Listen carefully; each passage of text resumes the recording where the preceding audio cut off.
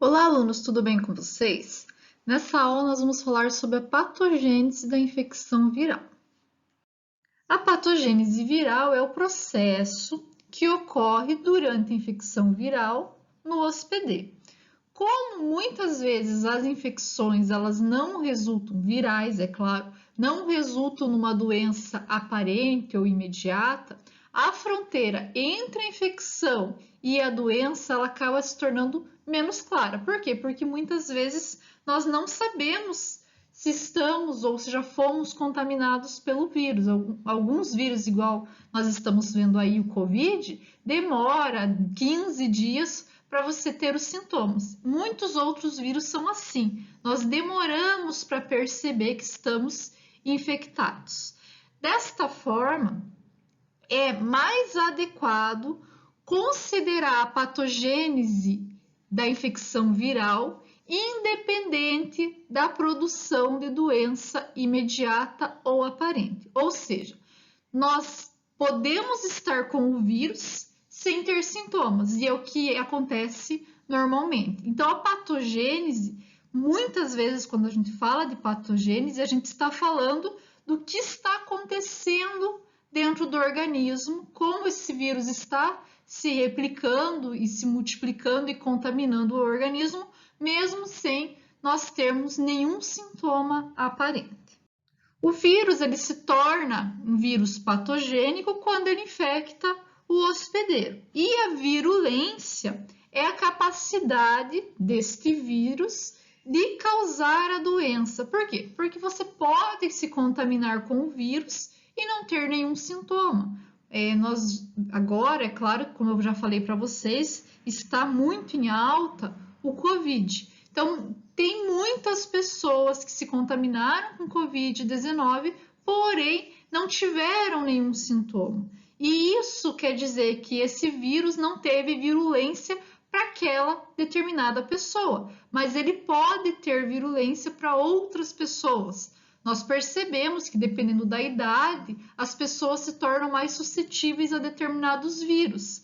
Então, eles são mais virulentos, é a virulência do vírus. Então, definidamente, a virulência é a capacidade relativa de um vírus de causar a doença ou não causar a doença. Mas essa virulência ela não depende somente do vírus. Muitas vezes ela depende também da pessoa, do hospedeiro. É importante também nós sabermos que muitas infecções virais elas são subclínicas, como eu já falei, ou seja, elas não têm sintomas. A mesma doença ela pode ser causada por vírus diferentes. Então, por exemplo, desculpa, gripe, nós sabemos que é causado pela influenza, né, que é o principal vírus, mas nós sabemos de outros vírus que também causam sintomas da gripe, como o Covid-19, que é claro que eu vou falar bastante sobre ele, porque ele é o que está em alta atualmente. Nós precisamos compreender um pouquinho melhor sobre ele. O mesmo vírus, ele pode causar doenças diferentes. Por quê? Porque muitas vezes o vírus ele consegue contaminar mais de um órgão, por exemplo, e isso vai trazer sintomas diferentes, sendo assim doenças diferentes. A doença, ela não tem nenhuma relação com a morfologia viral, então sabemos que às vezes o vírus encapsulado ou não encapsulado, ele pode ter uma virulência, uma doença diferente, mas não quer dizer que sempre um vírus encapsulado vai ter uma doença daquele determinado tipo e um vírus não encapsulado vai ter doença sempre daquele tipo. Então, diferentemente da morfologia, nós temos aí doenças diferentes para morfologias parecidas, tá? Então, não está ligado à morfologia do vírus a doença que ele vai causar. E o resultado da infecção, ela é determinada tanto pelo vírus como pelo hospedeiro. Nós precisamos ter um hospedeiro suscetível e, ao mesmo tempo, um vírus virulento. Se nós não tivermos um hospedeiro suscetível àquela doença, nós não vamos ter uma infecção, não vamos ter o resultado de uma infecção. existem dois tipos de transmissões, tá? Nós podemos ter a transmissão horizontal, onde ocorre a transmissão entre dois hospedeiros, e a vertical, que é transmitido a progenie. O que é esse progenie? É transmitido para o filho, de mãe para filho. Então, na transmissão horizontal, nós vamos ter a transmissão direta e a transmissão indireta. E na vertical, congênita e perinatal. Na transmissão horizontal direta, nós vamos ter de um hospedeiro para o outro diretamente. Então, por exemplo, o influenza é algo que passa de um hospedeiro para o outro diretamente. A indireta é quando nós precisamos de vetores ou objetos contaminados, como água ou alimentos. Tá? Então, não está passando diretamente de um hospedeiro para o outro. Uma coisa bem interessante aqui, eu quero que vocês prestem bem atenção, que existem vírus que nós temos transmissão direta e indireta no mesmo vírus, tá? Isso pode acontecer também. Na transmissão vertical congênita, ela vai passar pela placenta, então durante a gravidez. E a perinatal, ela vai passar pelo canal do parto, por exemplo, herpes vírus, ou pelo leite materno, por exemplo, HIV.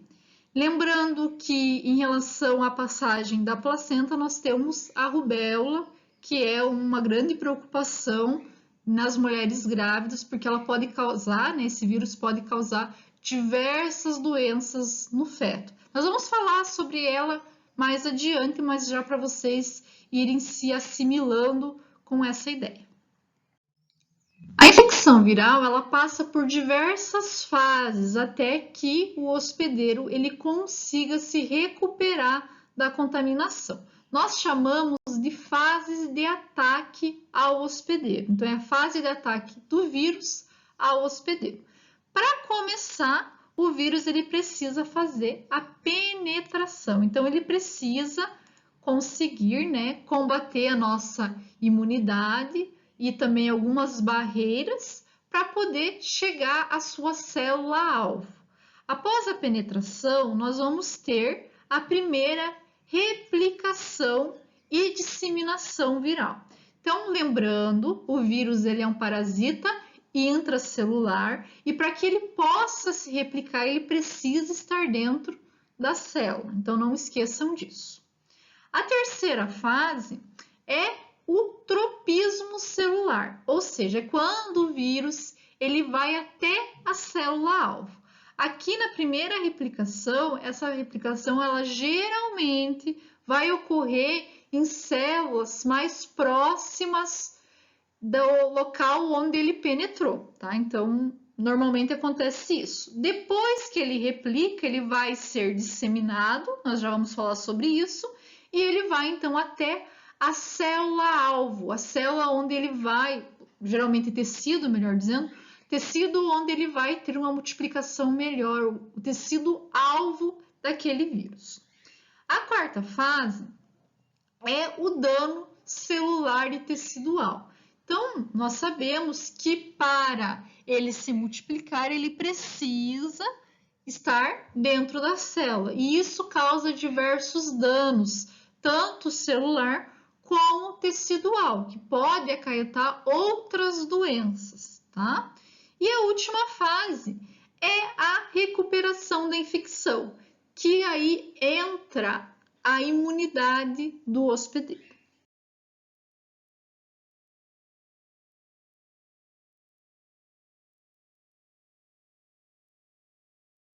Então, vamos começar falando sobre a penetração do vírus no hospedeiro. Existem diversas portas de entrada para esse vírus. Pode ser pela pele, né, algum dano na pele que contribua para que esse vírus consiga entrar.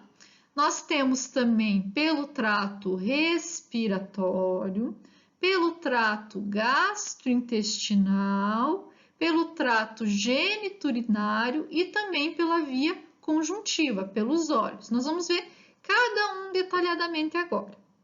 A pele, como vocês sabem, é o maior órgão do corpo humano.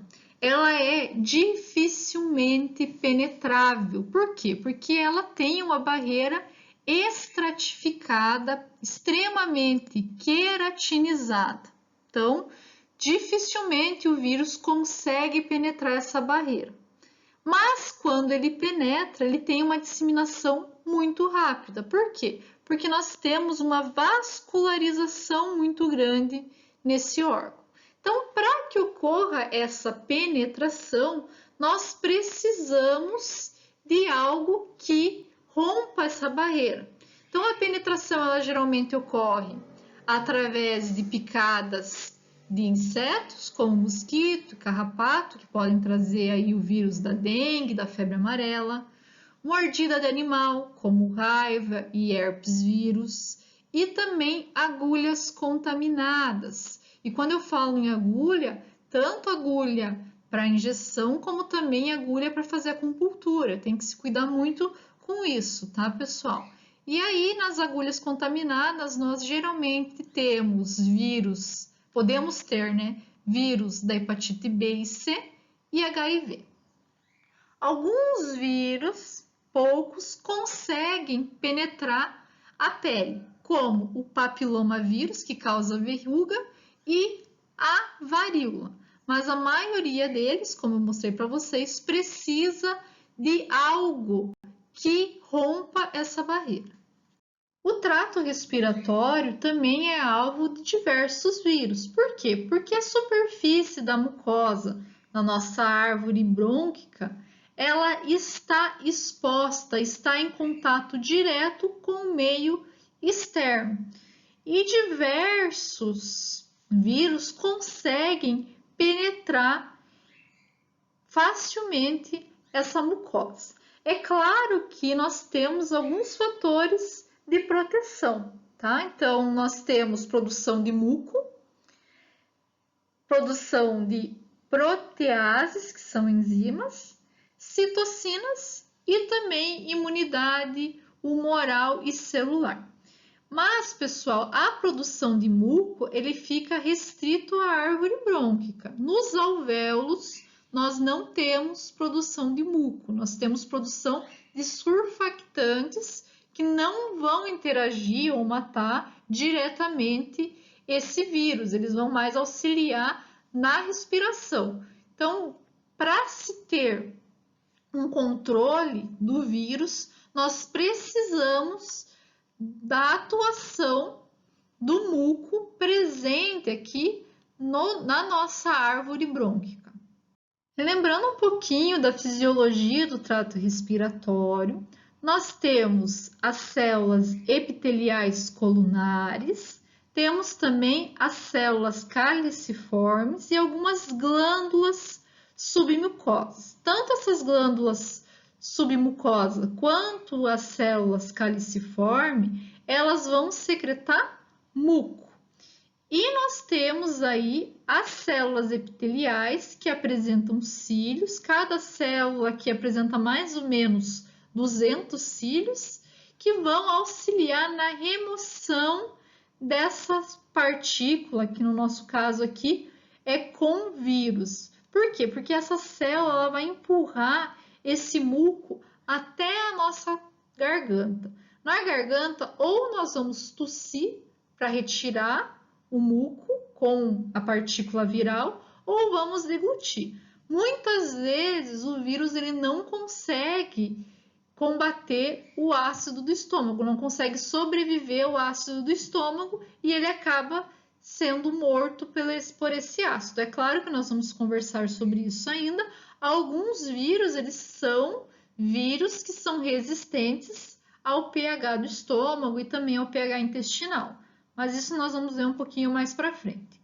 Outro detalhe, aqui na nossa traqueia, que é o exemplo aqui, nós vamos ter também a produção de uma camada de salina, que essa camada é aquosa e é extremamente importante. Por quê? Porque ela auxilia na fluidez desse muco. Algumas doenças, uma que é bem conhecida, que é chamada de fibrose cística, a pessoa não possui essa camada de salina na concentração adequada e, consequentemente, o muco não consegue ser retirado do pulmão, né, do trato respiratório.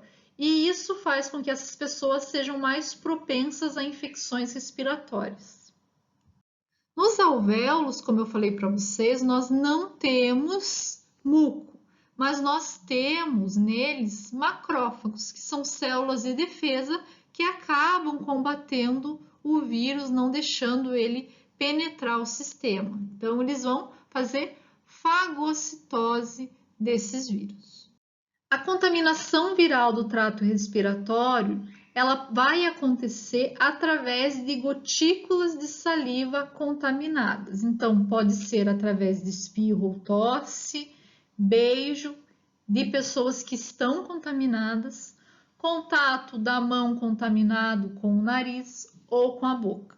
Então, o que acontece? Quando você tem contato com essas regiões, você acaba inspirando essa gotícula contaminada contendo o vírus.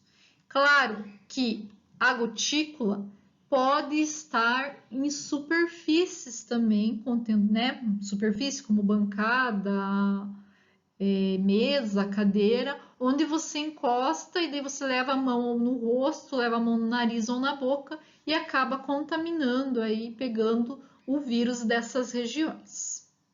Alguns vírus acabam contaminando somente o trato respiratório, ou seja, é uma infecção localizada. Eles adentraram pelo trato respiratório e ali eles vão se multiplicar e se disseminar, que nós chamamos de quadros clínicos localizados, ou seja, eles só vão afetar a mucosa pulmonar, como por exemplo a influenza, que causa gripe, e o adenovírus.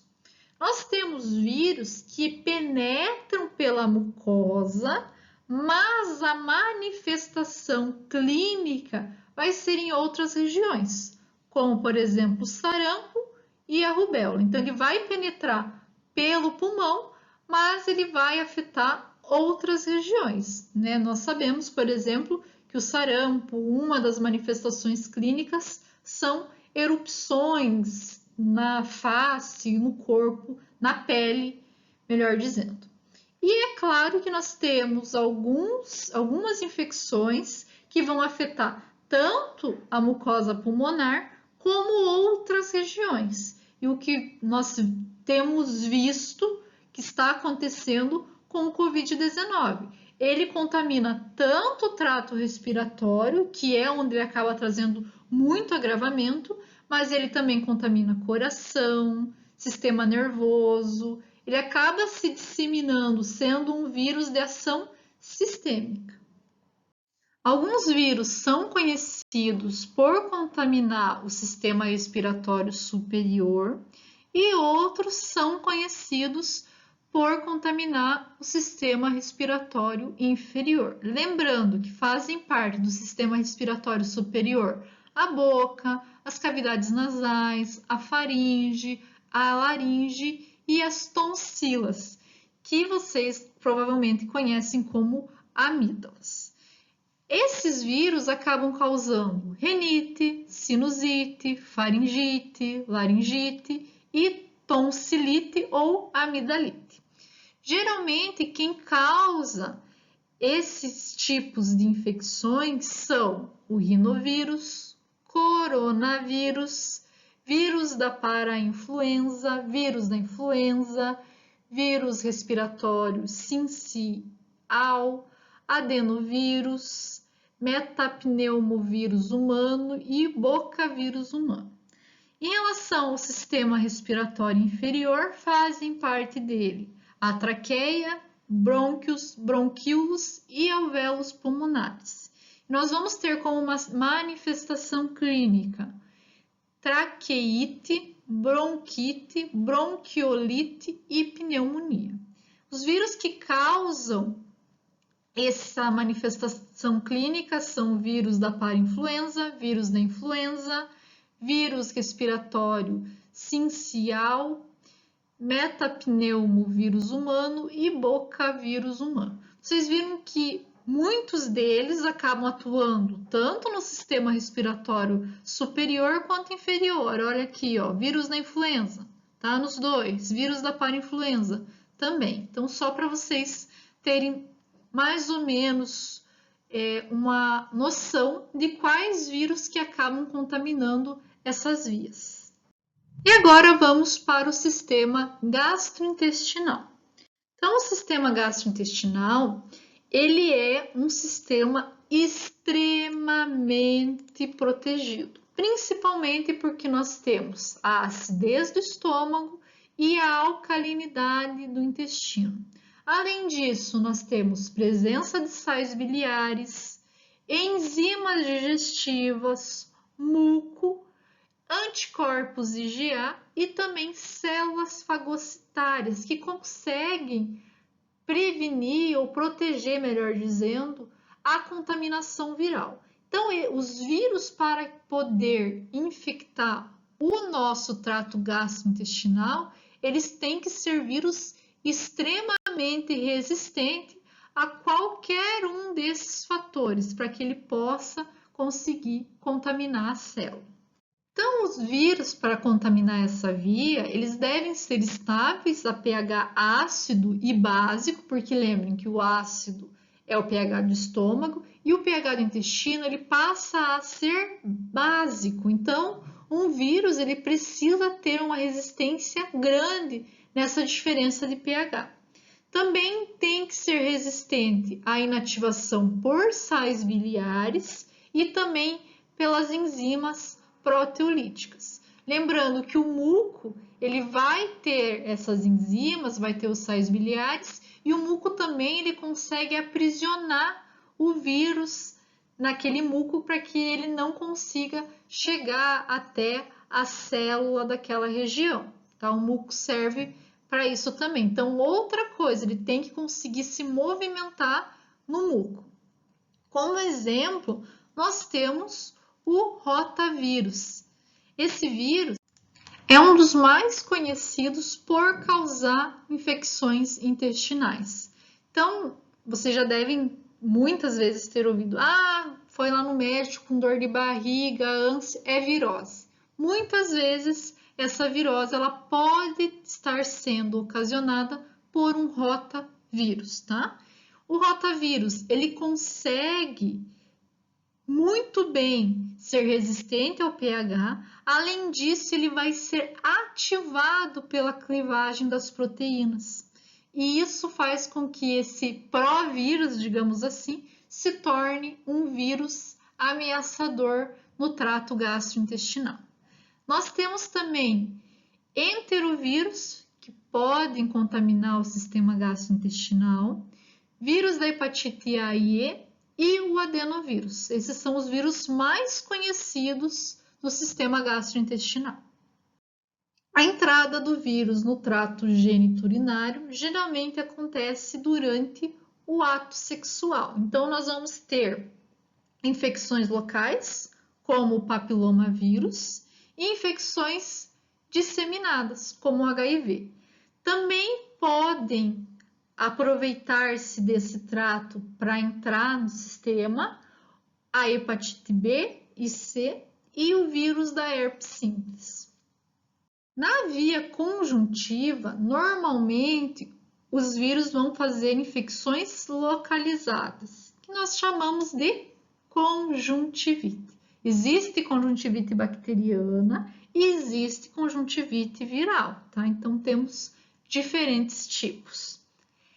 Esses vírus que causam a conjuntivite são adenovírus, herpes vírus e enterovírus. Alguns vírus, poucos, podem entrar pela via conjuntiva e se disseminar para o nosso organismo, para tornar uma infecção sistêmica ou infectar outros locais, mas a maioria é infecção localizada.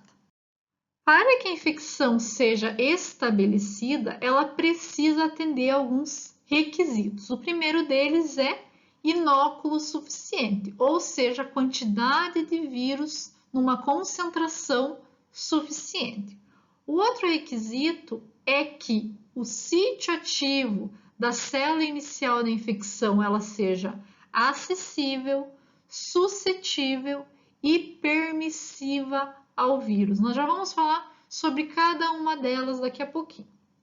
E o terceiro requisito é o mecanismo de defesa do hospedeiro. Então, o hospedeiro precisa ter um mecanismo de defesa ausente ou ineficiente. Como já falamos, a professora Jaque já deve ter falado para vocês, quando nós temos o contato com um vírus, primeiro contato, nós começamos a produzir anticorpos. Se nós nunca tivemos contato com o vírus, nós não temos anticorpos. Então, a imunidade que vai combater esse vírus é a imunidade inata. E essa imunidade, ela muitas vezes não é eficiente. Ela é extremamente importante para o organismo, mas ela não é eficiente porque ela não é específica. Então, nós precisamos ter uma imunidade específica para podermos ter aí um mecanismo de defesa. Então, se o vírus chega em uma concentração suficiente em células acessíveis, suscetíveis e permissivas e com um mecanismo de defesa ineficiente, ele consegue estabelecer a infecção. Em relação à replicação primária e também à disseminação, nós temos vírus que vão atuar como infecção local e vírus que vão atuar com infecção sistêmica. Quando nós falamos de infecção local, o que acontece? O vírus ele multiplica-se na célula e ele vai infectar, vai se disseminar, digamos assim, em células adjacentes ou células do mesmo órgão, da mesma região onde ele está contaminando, onde ele iniciou a contaminação no hospedeiro. Raramente esse vírus consegue atravessar a camada de células epiteliais. Aqui eu coloquei para vocês um exemplo do rotavírus. O que acontece no rotavírus? Ele vai contaminar a célula, ele vai sofrer endocitose, vai contaminar a célula, vai se multiplicar e ele vai ser enviado novamente para a parte apical da célula e consegue novamente recontaminar o indivíduo ou ser expelido para o ambiente. Isso é o que acontece numa infecção local. Aqui a infecção que eu coloquei como exemplo é a infecção intestinal. Então, eles adentram as células intestinais, geralmente as células que estão diretamente em contato com o lume intestinal, ele faz a sua contaminação, multiplicação e vai ser liberado novamente no lume. Além do rotavírus, nós temos a atuação da influenza sim no pulmão, o parainfluenza, o rinovírus, o rotavírus, como eu já falei, e o papilomavírus, que atuam dessa maneira. Na infecção sistêmica, o vírus consegue contaminar as células superficiais do nosso organismo e após essa contaminação e multiplicação nessas células, essa replicação primária, ele vai ser liberado pela superfície basolateral. Essa liberação basolateral faz com que o vírus consiga, através da corrente sanguínea ou através dos vasos linfáticos, percorrer o caminho até o órgão que ele vai contaminar ou até vários outros órgãos que ele consegue contaminar. Lembrando, nós vamos ver um pouquinho mais detalhado sobre isso, mas lembrando, os vasos linfáticos, eles são extremamente interligados com as veias. Então, facilmente, após a entrada nos vasos linfáticos, esse vírus acaba caindo na veia e acaba caindo no sangue. Dá-se o nome de viremia à presença de vírus na corrente sanguínea.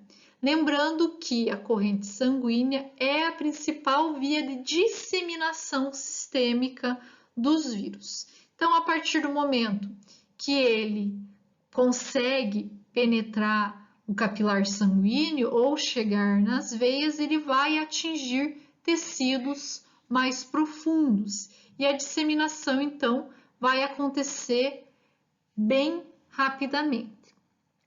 Vírus que conseguem atuar e replicar-se dessa maneira são vírus da estomatite vesicular, Vactínia, alguns retrovírus, Covid-19 e HIV.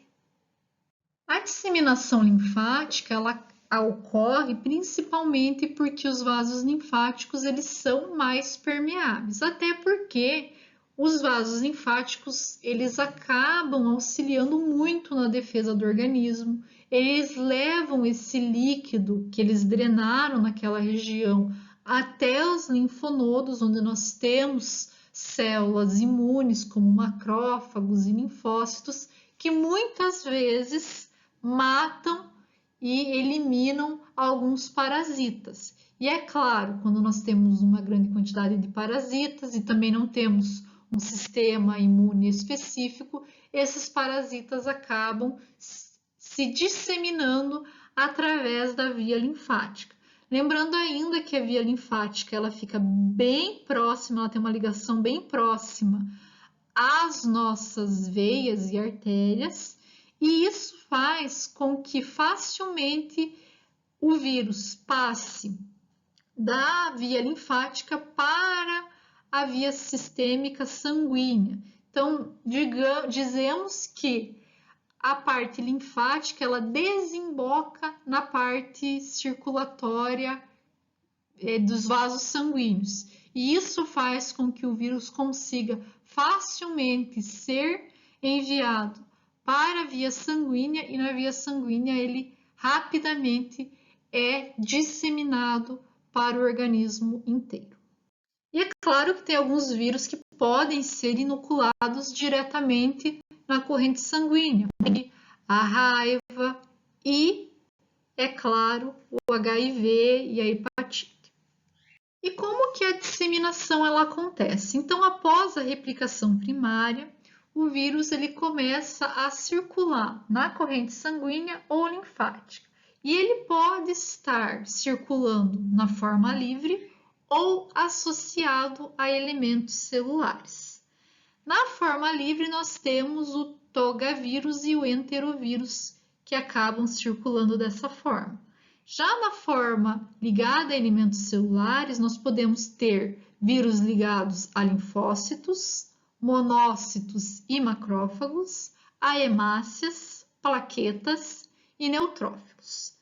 Nos linfócitos, nós vamos ter o citomegalovírus e também o vírus da hepatite B. No monócito, HIV e sarampo, tanto no monócito quanto no macrófago. Nas hemácias, paravírus. Nas plaquetas, herpes simples. E nos neutrófilos, a influenza. Alguns vírus eles conseguem se disseminar através dos nervos periféricos. Então, nas terminações nervosas locais, esses vírus conseguem entrar nessas terminações e começam a se disseminar, principalmente vírus que vão infectar o sistema nervoso. É claro que nem todo vírus que utiliza essa via contamina o sistema nervoso, mas é o mecanismo de disseminação preferível dos vírus que contaminam o sistema nervoso, principalmente herpes vírus, polivírus, arbovírus, alguns utilizam essa via, mas também muito utilizado pelo vírus da raiva, até porque a raiva ela vai atuar no sistema nervoso. Os vírus que infectam o sistema nervoso, eles são conhecidos como vírus neurotrópicos. E esses vírus, eles não fazem a multiplicação no neurônio. Eles vão se multiplicar em células adjacentes, células próximas às células neurais. Por quê? Porque as células neurais, elas não sintetizam proteína. E lembrem-se, os vírus precisam de proteína para poder se replicar. O tropismo celular é a preferência do vírus para infectar certos órgãos. Nós temos vírus também que são chamados de pantrópicos, ou seja, eles têm a capacidade de infectar diversos tipos, tanto de célula quanto de tecido. O tropismo ele vai ser determinado pela suscetibilidade, ou seja, existência de receptores nas determinadas células, permissividade, que é constituintes intracelulares essenciais para a síntese viral, acessibilidade, que é a interação do vírus com o tecido, e também vai ser determinado pela defesa do organismo, inata ou adquirida. Então, dependendo da suscetibilidade, permissividade, acessibilidade, esse vírus ele vai ter preferência pelaquela determinada célula. Se nós não tivermos um mecanismo de defesa, uma imunidade pronta para combater aquele vírus, ele facilmente vai se replicar naquela região.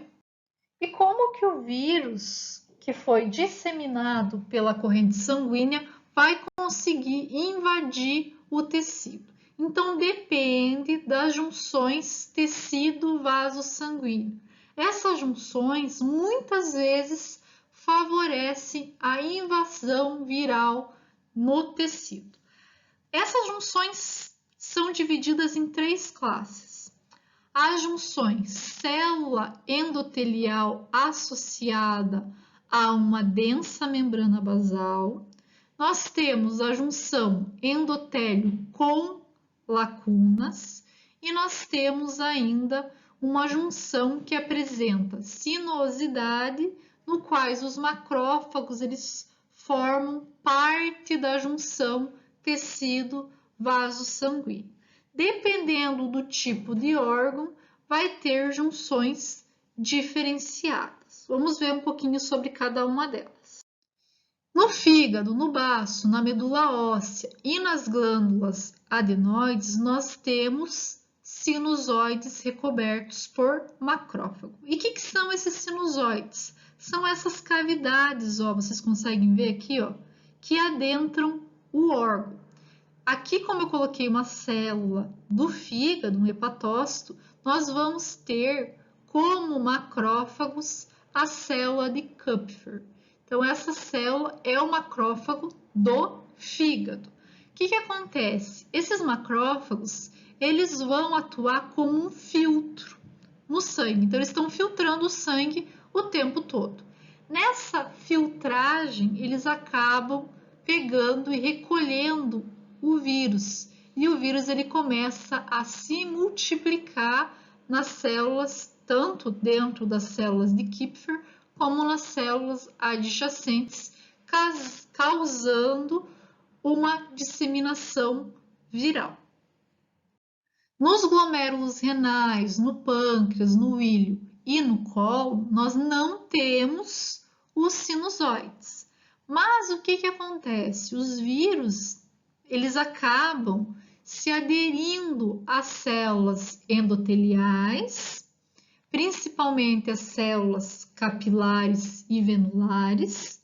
A partir do momento que ele se adere a essa região, ele consegue, dando um jeitinho, digamos assim, de invadir as fendas que ficam entre as células. Então, ele passa no meio de 2 células e acaba infectando os tecidos adjacentes. Na medula espinal e no cérebro, nós temos a barreira hematoencefálica e ela é extremamente seletiva, então não é qualquer partícula que consegue penetrar. Isso é um mecanismo de defesa do nosso organismo. Então os vírus eles acabam tendo uma dificuldade, mas muitos deles conseguem atravessar com a ajuda de monócitos e de linfócitos, então eles atravessam dentro desses monócitos e dos linfócitos e acabam atravessando o endotélio. Nós temos também a invasão por transcitose ou replicação e liberação direta no fluido cérebroespinal. Já no músculo cardíaco, esquelético e no tecido conjuntivo, não foram elucidados o mecanismo pelo qual o vírus consegue invadir. Então, não se sabe ainda como ocorre essa invasão. Alguns vírus, como a gente já falou, vão fazer a replicação no local onde eles entraram, como superfície da pele, membranas da mucosa, trato respiratório e trato gastrointestinal. Eles fazem replicação nessas células e fazem a excreção. Nós temos como exemplo o vírus da herpes simples e o papilomavírus. Alguns vírus, eles precisam ser enviados para alguns tecidos para fazer, então, a replicação. Então, eles vão ser enviados pelos nódulos linfáticos e pelo sangue para o local de replicação, como músculo, fígado, baço e veias.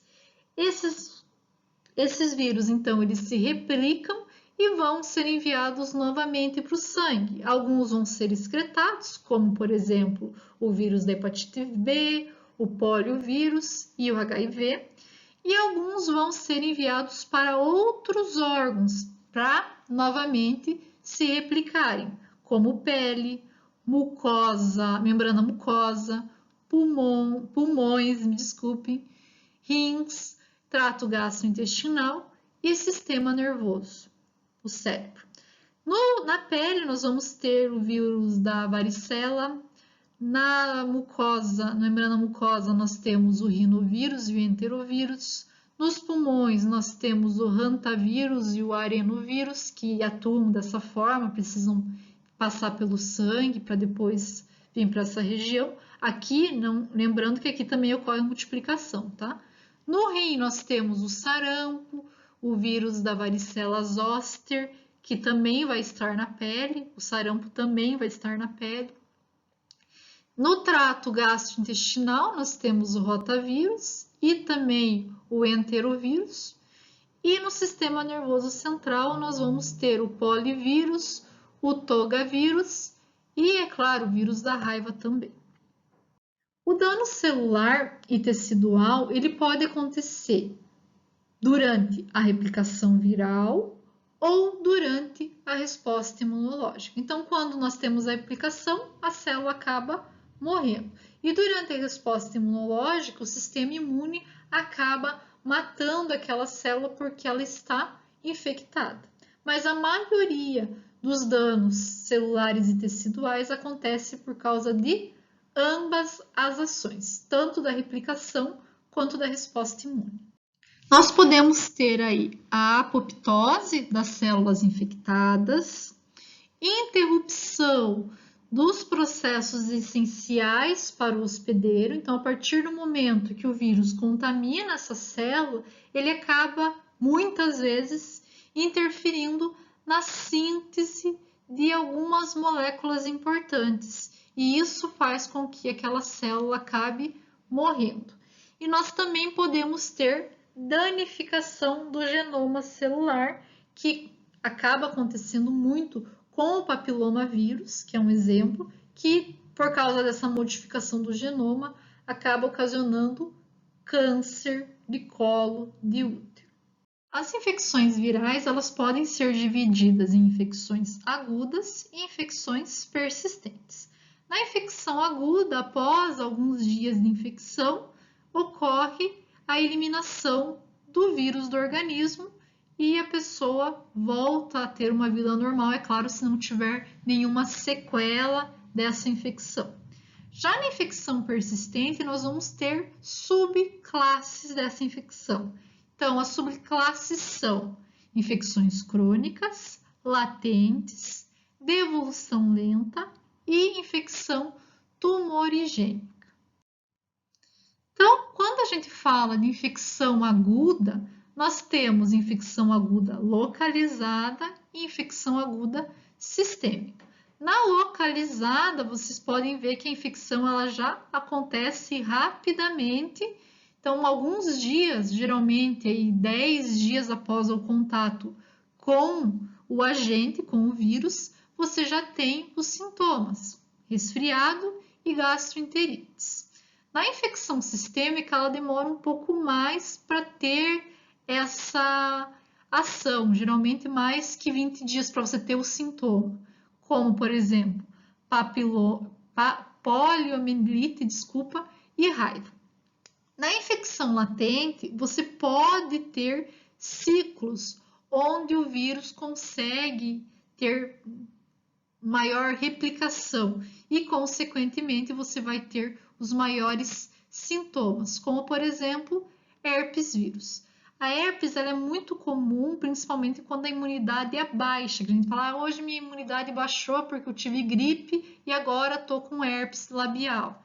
É bem comum, então você vai ter uma infecção latente, onde você acaba tendo os sintomas dependendo do teu estado imunológico. Você pode ter aí vários sintomas, às vezes 4, 5 episódios de herpes em um ano. Depende, é claro, de cada pessoa. Já na infecção crônica, você tem o contato com o vírus e você vai levar esse vírus para o resto da vida, como, por exemplo, hepatite B, C e HIV. Na infecção lenta, essa infecção é uma das mais tristes, digamos assim. Ocorre então uma evolução que geralmente acaba ocasionando a morte do hospedeiro. Aqui nós temos como exemplo a panencefalite subaguda esclerosante, que é um vírus que causa uma doença degenerativa. Então, a pessoa, com o passar do tempo, ela acaba perdendo movimentos e acaba indo ao óbito. A recuperação da infecção, infecção viral, é claro, ela vai incluir diversos mecanismos, como imunidade inata, imunidade adquirida, imunidade humoral, imunidade celular e produção de citocinas, principalmente interferon. Eu vi que já falou sobre essas imunidades para vocês, então eu não vou adentrar nelas, mas é bom vocês saberem que a recuperação ela vai acontecer devido ao sistema imune. E é claro, nós temos alguns medicamentos que também auxiliam na recuperação, mas medicamentos antivirais com sucesso são poucos, até porque o vírus ele sofre bastante mutações e nós não temos tantos medicamentos com sucesso antiviral. Mas a gente vai falar sobre isso quando formos falar detalhadamente de cada vírus. Daí eu falo, ó, esse vírus tem medicamento tal, eu vou explicar para vocês durante as aulas ainda. Turma, para não ficar muito extensa essa aula, eu dividi ela em duas. Então, vocês vão ver lá no Moodle que vai ter duas aulas, né? Essa de patogênese e a outra de epidemiologia viral, tá bom? Qualquer dúvida, me mandem mensagem. Um abraço e até a próxima aula.